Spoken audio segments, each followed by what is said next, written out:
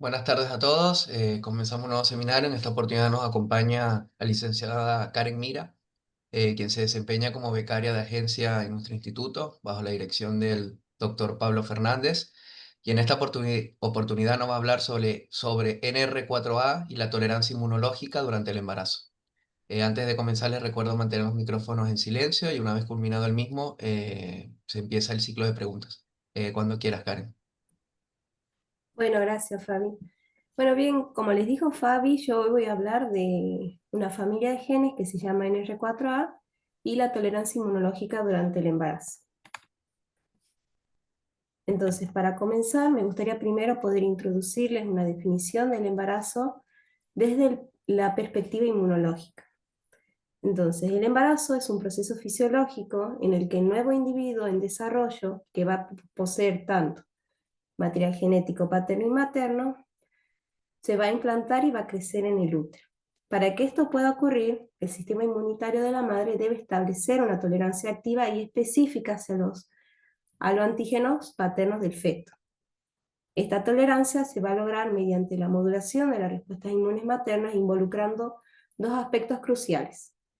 Primero, una adaptación de las células leucocitarias, por ejemplo, las células natural killer uterinas y los linfocitos T reguladores, y por otro lado, la secreción de citocinas inmunomoduladoras en la interfase materno-fetal.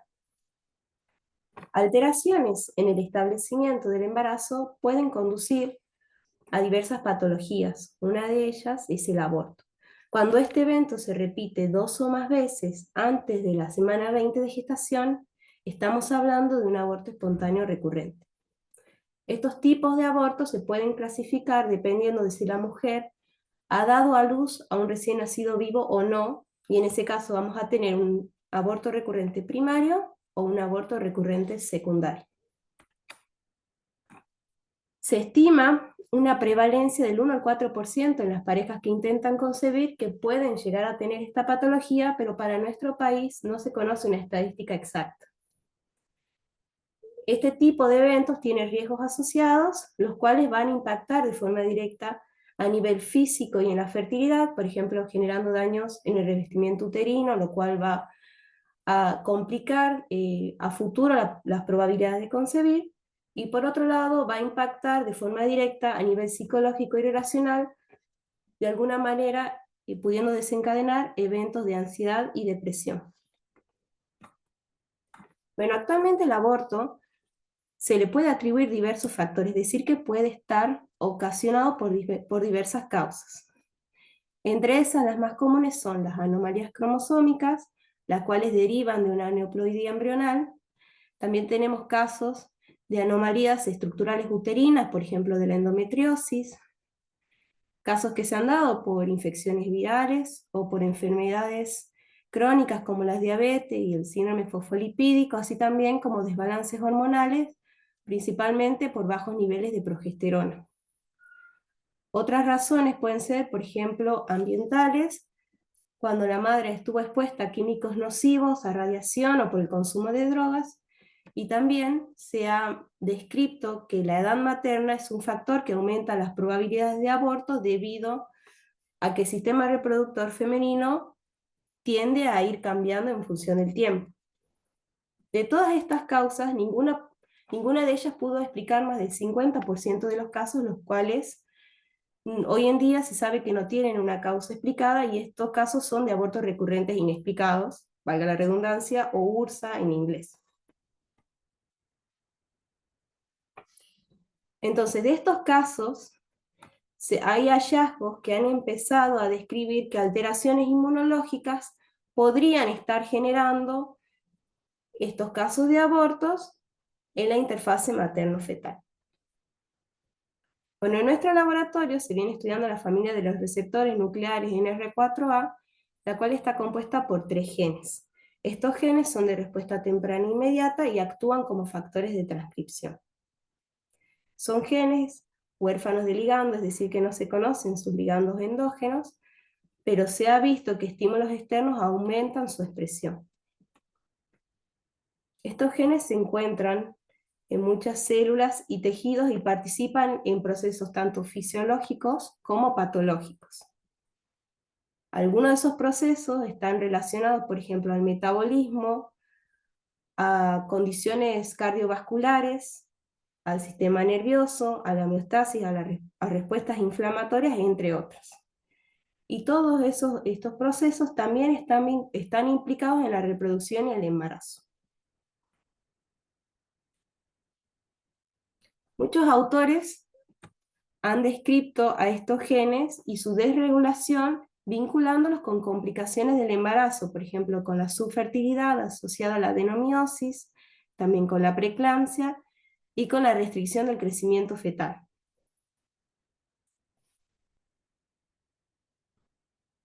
Bueno, los últimos hallazgos que se hicieron empezaron a vincular de manera directa estas desregulaciones de los genes con el aborto espontáneo recurrente. Estos son algunos de los que pueden encontrar si hacen una búsqueda.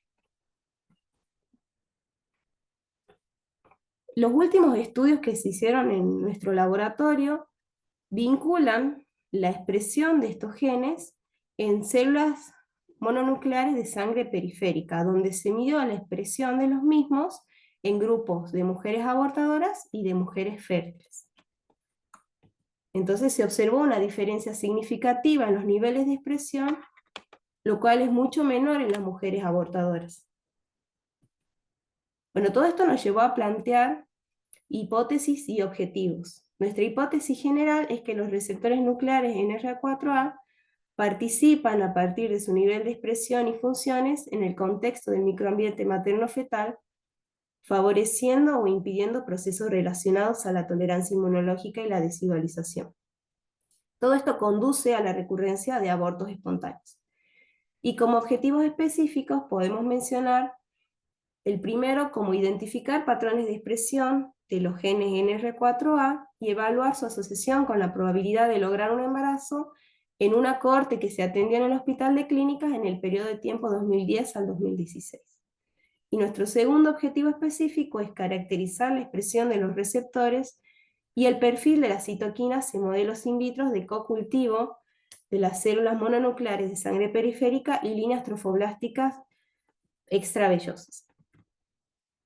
Entonces, para poder llevar a cabo nuestros objetivos, se hizo una recolección de las muestras en pacientes que eran candidatas a la inmunoterapia con linfocitos. ¿Esto qué quiere decir? Que todas las pacientes de las cuales nosotros obtuvimos nuestras muestras pasaron por un criterio de exclusión, de manera que todas las causas descritas para el aborto recurrente espontáneo quedaban descartadas. Eso nos dejaba con el 50% de los casos que no tiene una causa médica que los pueda explicar.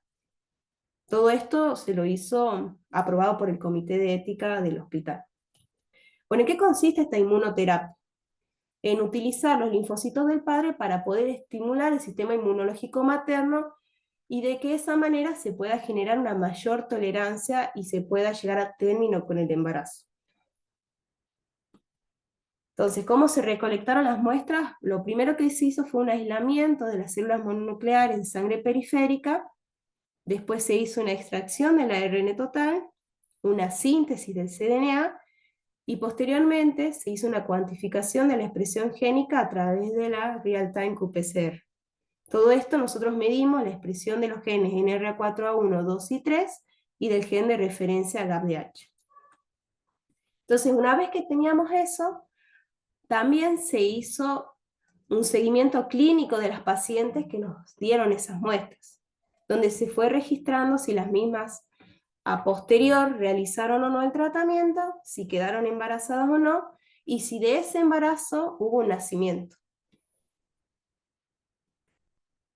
Entonces, a partir de toda esta información que teníamos, tanto en la expresión basal de los genes, como del seguimiento del historial clínico de las pacientes, se realizaron estudios estadísticos. Lo primero que hicimos fue un análisis de componentes principales para poder identificar patrones genéticos comunes y visualizar la agrupación de las pacientes, una regresión logística para determinar si el tratamiento o la expresión genética basal se asocian con la concepción, y una segunda regresión logística para poder entender si el tratamiento o la expresión génica basal impactan en el mantenimiento del embarazo una vez logrado. Entonces, como les mencioné anteriormente, el primer análisis estadístico que realizamos fue un análisis de componentes principales que nos permitió de alguna manera poder realizar un análisis descriptivo. Entonces, ¿por qué elegimos este análisis? Bueno, primero, para poder resumir toda esa información, para saber si estos genes estaban comportándose de la misma manera o no, es decir, si estaban correlacionados, y después ver los patrones, si es que las pacientes se agrupaban siguiendo algunos patrones o no. Entonces, el análisis de componentes principales nos arrojó tres variables nuevas que ustedes pueden ver en la gráfica, que es PC1, PC2 y PC3, donde nosotros podemos observar que PC1 ya nos aporta el 61% de toda la varianza, es decir, de la información de nuestro dataset. Sumándole lo que puede aportar el componente principal número 2, nosotros llegamos a un 88% de toda la información, lo cual nos puede permitir desestimar, utilizar el componente número 3 que solamente aporta un 12%. Entonces, ¿qué información nos están brindando estos componentes principales? Bueno, el primero, lo que nos explica es que los tres genes se van a comportar de manera similar. Es decir, que a mayores niveles del componente principal 1, yo voy a tener mayores niveles de expresión de los tres genes, de la expresión basal conjunta de los tres genes. El segundo componente nos muestra un contraste entre NR4A1 y NR4A3. Entonces, mientras NR4A1 tiende a aumentar, NR4A3 tiende a disminuir su expresión y viceversa. Esto lo que podría estar mostrando es un equilibrio funcional entre ambos genes, lo cual podría implicar que cumplen roles diferentes o tienen funciones diferentes. Y lo que aportaba el componente principal número 3 eran sutilezas en el comportamiento de NR4A2 y NR4A3, es decir, que cuando uno aumenta, el otro disminuye. Entonces, eso lo podemos traducir como que el componente principal 1 es un indicador de activación conjunta, el 2, que mostraba ese contraste que les mencioné, indica la posibilidad de roles diferentes en estos genes, y el 3 mostraba esas sutilezas en la participación. Bueno, una manera de visualizar esta información es a través de un biplot, donde acá vamos a tener representado por las dimensiones, por dos dimensiones, los dos primeros componentes que eran los que aportaban la mayor cantidad de información. Aquí nosotros podemos ver también los pacientes que van a estar separadas por puntitos o triangulitos, dependiendo de si ellas hicieron el tratamiento o no, y después las elipses de confianza que van a mostrar las dispersiones de los grupos. Entonces, lo que uno observa acá es que las elipses están superpuestas, lo cual indica que no hay una separación de clases en función de la expresión de los genes.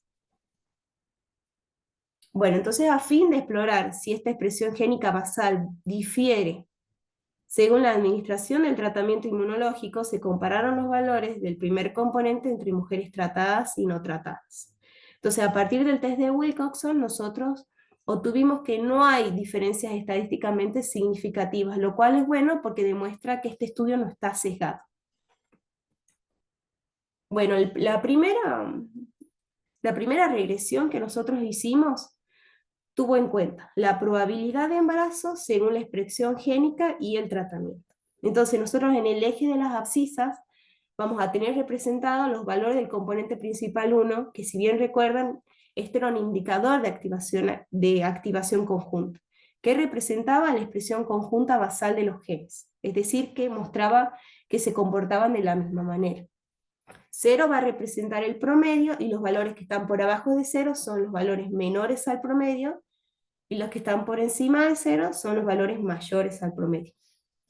En el eje de la SI nosotros tenemos la probabilidad estimada de embarazo y cada una de las curvas va a representar cómo se comporta el grupo de pacientes, es decir, la curva azul son las pacientes que fueron tratadas y la curva roja son las pacientes que no fueron tratadas.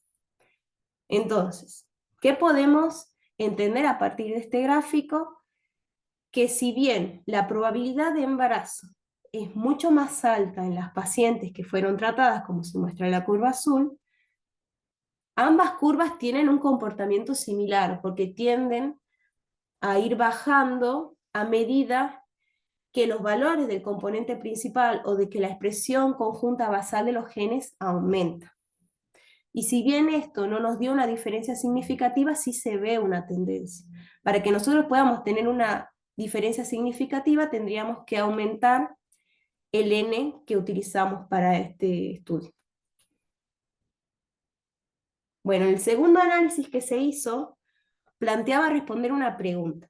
¿Qué factores predicen si ese embarazo va a llegar a término o no? Para esto de nuevo usamos una regresión logística y se analizó la expresión génica basal y el tratamiento inmunológico. Lo que concluyó es que ninguna de las variables puede predecir significativamente el éxito del embarazo en el conjunto analizado. Entonces volvimos a plantearnos esta pregunta, pero de una manera mucho más focalizada, y era entender, bueno, a ver, de las mujeres que fueron tratadas, que lograron un embarazo, su expresión génica basal, ¿predice si el embarazo va a llegar a término o no? Entonces, la conclusión es que tampoco se han encontrado asociaciones significativas en este subgrupo. Pero bueno, como todo estudio se encuentra limitado por el N y que quizás podría cambiar si se aumentara el N o no, pero hasta ahora no cambia. Bueno, ¿cuáles son las conclusiones parciales para estos primeros análisis? Que va a existir una tendencia que sugiere un incremento en las probabilidades de lograr un embarazo cuando la expresión basal conjunta de los genes es baja. Y que dicha expresión basal no se asocia directamente con el éxito del embarazo. Entonces esto nos permite pensar que quizás los genes de la familia NR4A podrían estar más involucrados en estadios tempranos del embarazo, como la fecundación y la implantación, y no necesariamente en el mantenimiento del mismo a largo plazo o en el éxito del embarazo. Entonces fue que a partir de todo esto nos planteamos ver cómo se daban esos primeros estadios del embarazo, simulando de alguna manera las interacciones entre los componentes maternos y paternos. Entonces, como resultados preliminares, y para entender un poco más el experimento, acá lo que intentamos fue simular modelos de cocultivo de la mujer y el varón, tanto de grupo de mujeres abortadoras como de mujeres fértiles, y comparar la expresión de los tres genes. Entonces, si bien todavía el N no es tan grande como para permitirnos hacer un análisis estadístico, lo que podemos observar es que en el cocultivo de la mujer y el varón del grupo de las abortadoras, los tres genes se encuentran más expresados.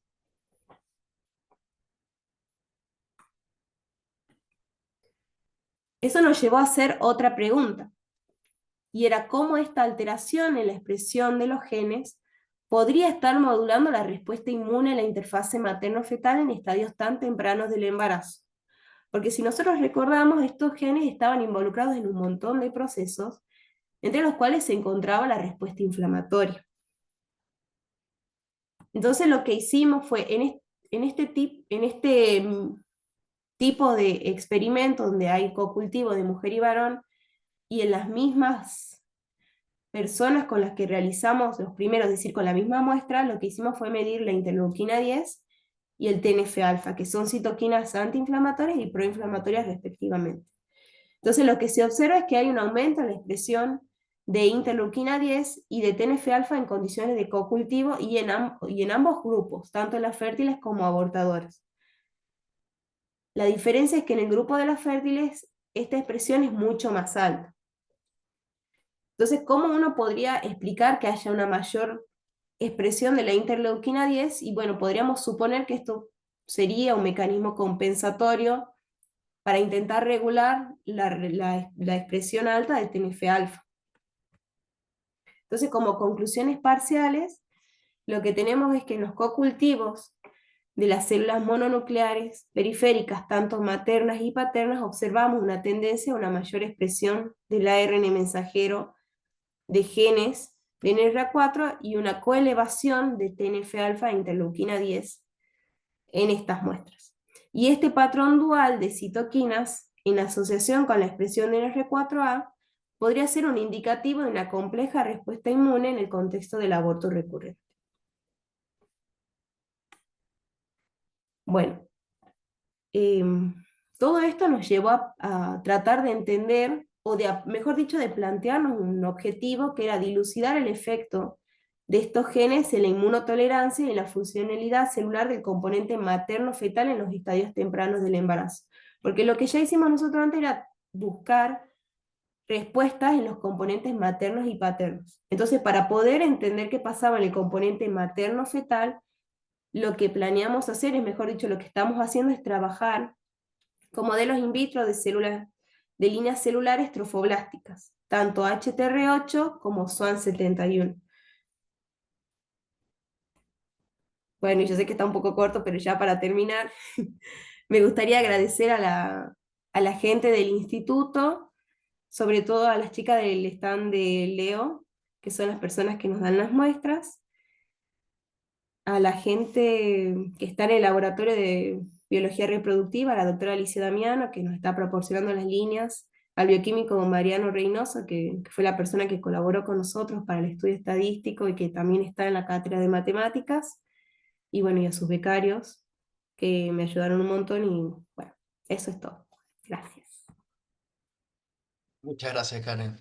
Muy lindo el seminario. Sí, Eh, un poco corto, pero bueno. sí, no importa. A ver, Eloísa tiene una pregunta. ¿Quieres hacerla? Hola Karen, bueno, muy lindo. Karen, ¿y hay publicaciones en en algún sistema que una la expresión de NR4, quiero decir bien el nombre, a la producción de citoquinas? O sea, ¿vos buscaste algo de alguna vía de signaling entre la producción de alguna de estas dos citoquinas y este receptor nuclear? ¿O eso también está por hacerse? No, ya hay antecedentes que vinculan, o que evalúan cómo estos factores de transcripción, por ejemplo, regulan la expresión de TNF-alfa, también a nivel post-transduccional, o sea, de las dos maneras, regulando a nivel génico y después del otro. Perfecto. Por ahora en el chat no hay otra pregunta. No sé si alguien quiere hacer alguna. Sí, yo le pregunto algo. Bueno, Dale. Karen, muy linda tu presentación. Em, y muy interesante, ¿no? Yo no sé sobre la familia de los genes que vos involucrás. Vos, si mal no te entendí, dijiste que eran tres, ¿sí? Sí, Que son los que están relacionados. Ahora, el producto de esos genes, eh, digamos, si hay asociado algún proceso fisiológico particular diferencial en esos genes, o actúan en conjunto, regulándose unos con otros, no sé, por eso te pregunto. bueno, yo lo que sé, o sea, por un lado lo que nosotros vimos es que van a estar relacionadas la manera en cómo actúan. Yo digo, Pero pero vos de sí, regulación entre ellos. Yo me refiero si este producto, esta proteína está más relacionado con esto, está con otra cosa, o esto con otro, no, ya o la entendí. expresión de uno regula la del otro. A eso más que nada me refería. O sea, si te referís a en qué procesos fisiológicos los podemos encontrar principalmente, esa es la pregunta. Sí, si hay algo diferencial, digamos, o los tres participan de lo mismo.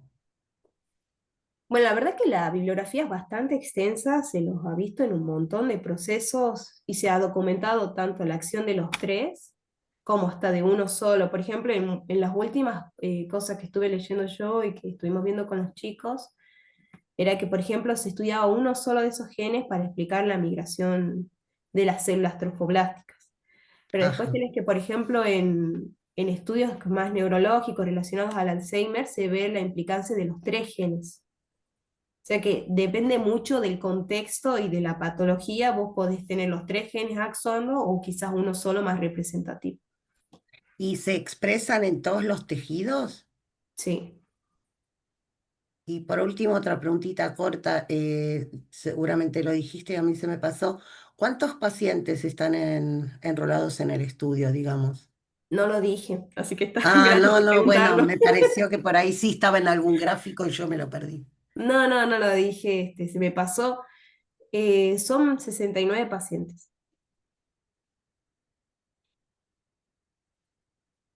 ¿Qué prevalencia Perfecto. tiene este tipo de pérdida de embarazo que no tiene una causa?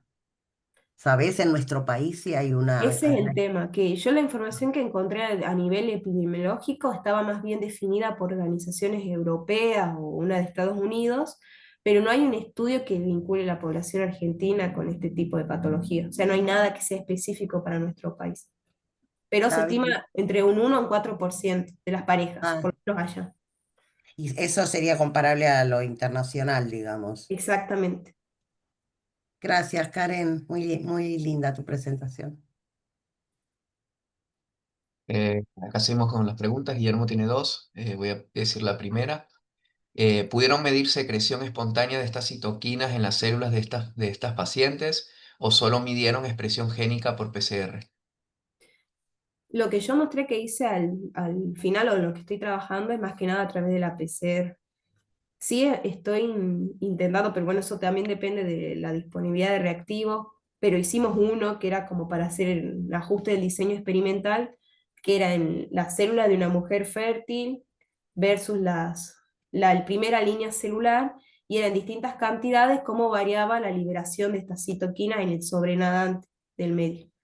Entonces eso sí lo hicimos. Obviamente que si después, bueno, disponemos de los recursos para hacer otro ELISA, es algo que sí se quiere eh, añadir a los experimentos, pero bueno, eso va a haber que ver si hay plata.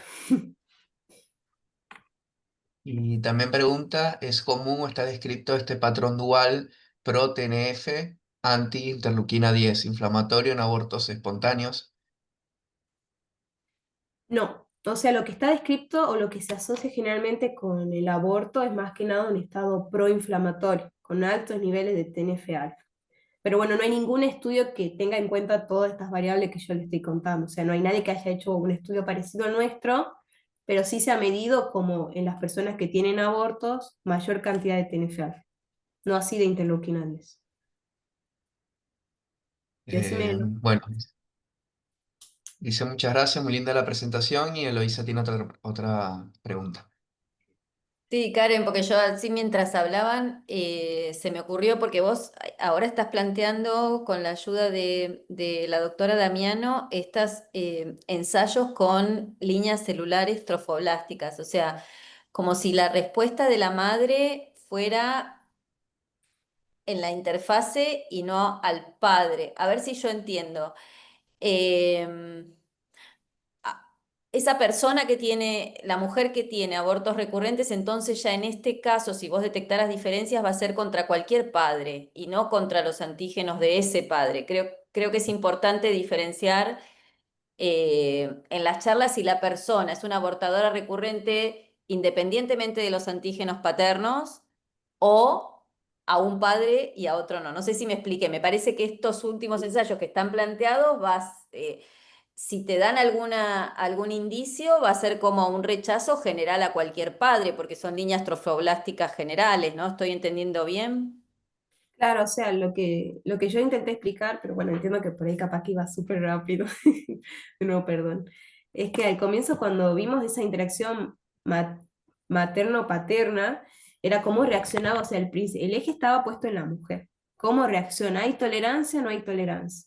Entonces, en el momento en que pasamos a ver qué pasa con la línea, estamos evaluando el componente materno-fetal, porque independientemente de lo que vos tengas, cualquier XY, cualquier hombre, o el feto o los primeros estadios de la implantación, las células de la mujer no van a tener tolerancia a ese ADN o a esa condición. Entonces el rechazo va a ser generalizado a cualquier cosa que sea distinta a ella. Bien. Perfecto. Sí, perdón. Justo ahora. Hola, sí, Pablo. Por la pregunta de Eloísa, eh, por ahí es interesante porque, bueno, en Inglaterra se hizo justamente un estudio sobre lo que serían alelos de histocompatibilidad entre la madre y el padre para saber si había diferencias y no llegaron a conclusiones, digamos, significativas. Pero claro que eso es un estudio parcial porque solo veían alelos de histocompatibilidad, de HLA. Después, cuando uno plantea, digamos, la célula fetal, además es un 50% únicamente, y hay otro tipo de moléculas, y bueno, justamente hacerlo con una línea celular como homogeniza el control, diciendo, para poder comparar todas las abortadoras entre sí. No sé si apuntaba un poco a eso a la pregunta de Eloísa. No, es que sí, también pensaba que si una mujer es de estas que también quieren concebir solas, pensando en el largo plazo y en el más allá, antes de encarar una implantación, quizás estos estudios lleven a ver si realmente vale la pena o no, porque si es una abortadora recurrente frente a cualquier a eso nada, estaba pensando en el más allá, en esta cuestión de si aborta determinados antígenos paternos o es una abortadora contra todo antígeno externo. Tampoco sé si me expliqué bien, pero Ahora ya te entendí mejor yo. Sí, Sí, bueno, ahí hay una cuestión interesante también para señalar, es que muchas de las mujeres que hacen el tratamiento con no muchas, en realidad algunas poquitas, que hacen el tratamiento inmunopaterno, digamos, con los linfocitos paternos, no los hacen estrictamente con el que va a ser padre del embarazo, sino que lo pueden hacer con algún familiar relacionado o alguna persona, digamos, que no está familiarmente relacionada. Pero sí, eso responde un poco también a eso de que no necesariamente la inmunoterapia parental se hace con el que va a ser padre del padre biológico, para decirlo de alguna manera. Perfecto. Ariel tiene 3 preguntas, te Perdón, las voy a hacer. perdón, quería, Ah, entonces digamos que el problema, digamos, estaría en la mujer, independientemente del padre. Es lo que yo entiendo en función a lo que planteó Eloísa y lo que decía Pablo, ¿verdad? claro. Ah, ok, ahora sí. Sí, igual Liliana, y también para presentar un poco sobre algunas charlas que solemos tener en la cátedra, habría que, digamos, también por ahí recentrar un poco la definición de autoinmunidad, digamos, también sobre lo que se reconoce como extraño o lo que se reconoce como propio, digamos que es una manera que nosotros tenemos de explicar justamente el funcionamiento de las células inmunes. Entonces yo no diría que es un problema de la madre, diría que es un tema de expresión de genes, que en ese contexto conducen a una falta de tolerancia o un rechazo. Claro, pero de la madre. Sí, porque el padre nunca va a estar embarazado, sus No, células no, podrían no, estar no, en la misma pero voy. situación y no hacerlo. No, no, no, no, pero yo pensaba, perdón, porque capaz que yo pensaba que en realidad era en conjunto esa madre y ese padre. Yo digo en función digamos, del tratamiento. Se me ocurría que había una interacción justo tanto del padre como de la madre. Por lo que ustedes explicaron en función a lo que había preguntado Eloísa, es como que sería más de la madre, ¿no? De madre y padre. Claro, Es pero lo acá que yo juegan el rol entiendo. los dos, digamos. De los estudios estos que se habían hecho en Inglaterra, habían llegado como una mini conclusión de que mientras más se parecían a nivel de antígeno de histocompatibilidad, había mayor probabilidad de ese rechazo, sin que hubiera sido significativo el resultado. Entonces eso también lleva un poco a ese debate sobre si el padre no tiene nada que ver, por qué uno que es más diferente inmunológicamente que la madre generaría mayor rechazo. Entonces uno tiene que perder un poquitito esa manera de ver digamos, las interacciones en este caso, porque se trata de receptores huérfanos que justamente no tienen un ligando que aparentemente desencadene todo esto. Y, Entonces, estaríamos planteando que quizás el ligando lo aporta el padre, claro, bueno, no sabemos. pero, pero ni Ahora siquiera... se me ocurre algo perdón, ¿no? De esas mujeres que recibieron el tratamiento, esas mujeres venían teniendo abortos recurrentes, pero con el mismo padre. ¿Saben eso? Si hay casos de esos que hicieron tratamiento, si tuvo aborto recurrente con distintos padres o siempre fue con el mismo, ¿eso lo saben? Bueno, con respecto a eso, no está la información, digamos, porque no es un dato que se recolecte clínicamente. pero como yo hice un poco el seguimiento de las pacientes desde el año 2000, sí te puedo decir que hubo mujeres que referenciaron que habían cambiado de pareja y habían dejado de tener el problema del aborto recurrente. Pero pueden ser 2 casos en 1500 más o menos de los que No, consulté. claro, está bien. Gracias, Pablo. Claro. Ariel tiene 3 preguntas, te las voy diciendo una por una. La primera, ¿no fueron discriminados estos resultados entre primaria y área secundaria? Sí, pero no dio diferencia significativa. Después dice, si saben si las áreas secundarias se dan con las mismas parejas, con distintas parejas o indistintos, es un problema de intolerancia inmunológica, parezca específico o no. Bueno, ya No se se responde un sabe poco la bien pregunta. y sí, lo otro creo que ya quedó claro, sí. Y la última dice, ¿no piensan medir la expresión de NR4A antes y después del tratamiento, con éxito o no del embarazo y el nacimiento? Sí, estaba, o sea, sí se consideró en algún momento hacer un experimento con ese tipo de seguimiento longitudinal, pero bueno, lamentablemente es complicado hoy en día, más que nada porque el doctor Feynman, el que atiende a las pacientes, ya no está en el hospital, está jubilado, es todo un tema también coordinar para ver cuándo vuelven las pacientes, cómo tomar las muestras. Y además que en cada una de las pacientes, o sea, su tratamiento va a durar dependiendo de cómo esté reaccionando esa paciente. O sea, que en algunas va a durar menos, como en otras puede durar mucho más. Entonces, habría que por un lado contar primero con la aprobación del doctor Feynman, después ver qué pacientes están dispuestas a que digamos, por izquierda se le tome la sangre para aportar información a este proyecto y ver o establecer de alguna manera que a cierto punto se pueda cortar y ver ahí la expresión de los genes, si es que ha variado o no. ¿Está buena la idea? Sí. Sería muy bueno saber qué pasa si es que la expresión de los genes va a cambiar o no. Pero bueno, lamentablemente eso es ahora algo que no se puede hacer. Perfecto. No veo más preguntas en el chat. No sé si alguien quiere hacer otra pregunta. Eh, Al parecer no. Así que bueno, muchas gracias, Karen. Muy lindo tu No, gracias a seminario. usted. Gracias por tu tiempo. Y bueno, damos finalizado el seminario el día de hoy. Nos vemos el lunes próximo. Muchas gracias a todos. Chao, hasta luego.